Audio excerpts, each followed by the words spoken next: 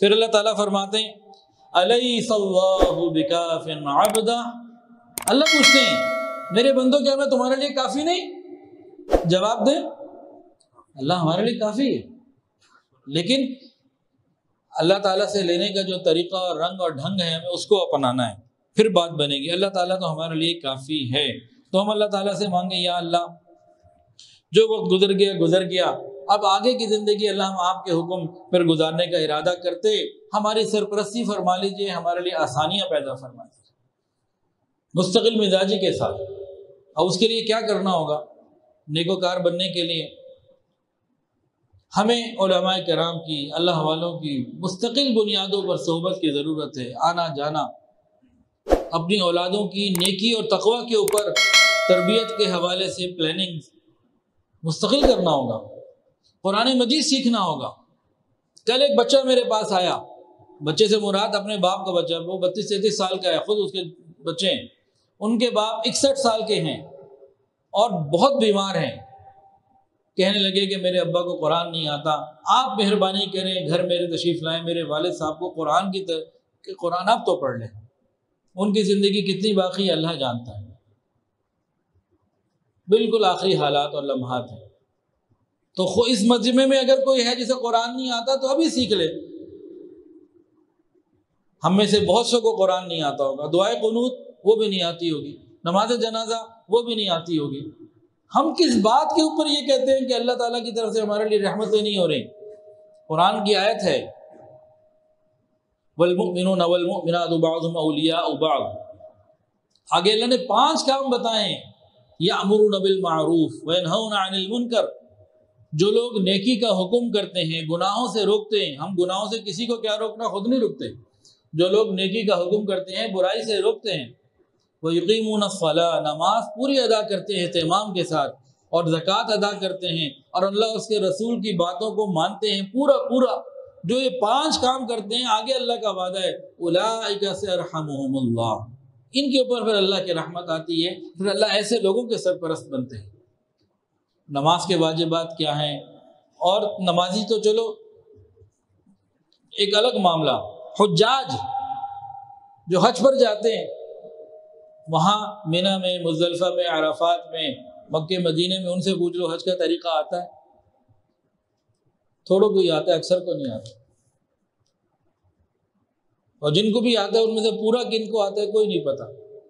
ان سے پوچھ لو دین کے جو مزید احکامات ہیں، تفصیلات ہیں، کچھ چیزوں کو پتہ ہے، کچھ تو وَهُوَ يَتَوَلَّى الصَّالِحِينَ۔ ہم یہ چاہتے ہیں اگر کہ اللہ تعالی ہمارے سرپرست بن جائیں، ہمیں اپنی زندگی کو اللہ اور اس کے رسول کے مطابق لانا ہوگا، ڈھالنا ہوگا۔ یہ کام اگر ہم نے کر لیا تو اللہ تعالی ہماری دنیا اور آخرت کی ہر ضرورت کے لیے کافی ہو جائیں گے، ہماری نسلوں کی ضرورت کے لیے کافی ہو جائیں گے۔ ہمت ہمیں کرنی ہے، آگے ہمیں بڑھنا ہے، نا امیدی کوئی نہیں۔ اور جب رب کا در چھوڑ دیں گے پھر آگے نا امیدی ہی نا امیدی ہے۔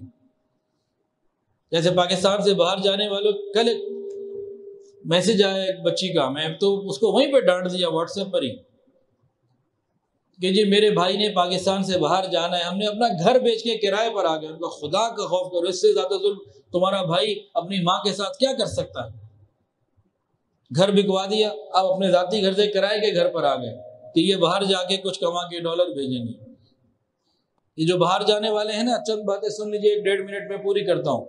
یہ باہر کا کوئی ملک ہمیں اون نہیں کرتا، ہم ایک فرسٹ کلاس کنٹری میں 3rd کلاس سٹیزن بن کے رہتے ہیں، اپنے ملک میں فرسٹ کلاس سٹیزن بن کے نہیں رہنا چاہتے۔ جب یہ دور چلے جاتے ہیں، حرام حلال غذا کا مسئلہ ہے، جب یہ دور چلے جاتے ہیں اپنے ماں باپ کے جنازے پہ بھی بمشکل ہی پہنچتے ہیں، اپنے خاندان، رواج، کلچر، یہ سب ان کو وہاں جا کے تنہائی کا احساس ہوتا ہے، ہر چیز سے ہٹ جاتے ہیں۔ اور کچھ لوگ کہتے ہیں جی یہ باہر جائیں گے تو ریمیٹنس آئے گی، ڈالر آئیں گے، جی بہت محدود، جتنا کمائے گا زیادہ وہاں خرچ کرے گا، اور جو تھوڑا بہت بھیجے گا زیادہ سے زیادہ ماں باپ کی زندگی تک، وہ بھی خوش نصیب ہوگا جو ماں باپ کو بھیجتا رہے۔ ماں باپ کے بعد بہن بھائیوں کو کوئی نہیں بھیجتا، جن کے گئے میں پوچھ لیں۔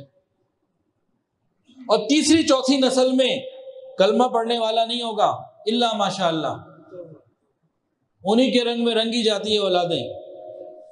جتنے آج سے پہلے پاکستان سے باہر گئے ہوئے 30-40 سال پہلے، ذرا ان کو دیکھ لیجئے، ان کا ڈیٹا لے لیجئے، کوئی واپس نہیں آنا چاہتا الا ماشاء اللہ۔ پھر ان کی اولادوں میں دیکھ لیجئے، جس کو گئے ہوئے 40 سال ہو چکے ہیں، اس کے گھر میں اگر 15 آدمی ہیں تو 2-3 تو دین سے دور ہو چکے ہیں۔ جس کے گھر میں جس کو گئے ہوئے 80 سال ہو چکے ہیں، وہاں آدھے سے زیادہ دین سے دور ہو چکے ہیں، اور تیسری چوتھی نسل میں کلمہ نہیں ہے۔ اور جتنی محنت وہاں جا کے کرتے ہیں، جتنی ایمانداری کے ساتھ، جتنی تندہی کے ساتھ، اتنی محنت یہاں کر لیں تو یہاں بھی گزارا چل جائے۔ یہاں تو ہم ہر وقت شارٹ کٹ اور کوئی نہ کوئی برا راستہ تلاش کرنے کی کوشش میں ہوتے ہیں، وہاں جا کے بندے بن جاتے ہیں۔ پھر کہتے ہیں جی وہاں جھوٹ نہیں ہے، وہاں دھوکہ نہیں ہے، کئی اور چیزیں نہیں ہیں، وہاں مسائل نہیں ہیں۔ جناب، مسائل دنیا کے ہر جگہ پر ہیں، پرابلم سیٹ کا ڈفرینس ہو سکتا ہے کہ یہاں کے مسائل اور ہیں، وہاں کے مسائل اور ہیں۔ ہر کلچر، ہر علاقے کے اپنے اپنے مسائل ہیں۔ یہاں اگر کچھ مسائل ہیں وہ والے وہاں نہیں ہیں، اس کا یہ مطلب نہیں ہے کہ وہاں کوئی اور مسائل نہیں ہیں، وہاں بھی مسائل ہیں۔ تو یہاں سے ملک چھوڑ کے چلے جانا حل نہیں۔ رب کی ٹھنڈی چھاؤں میں آ جائیں۔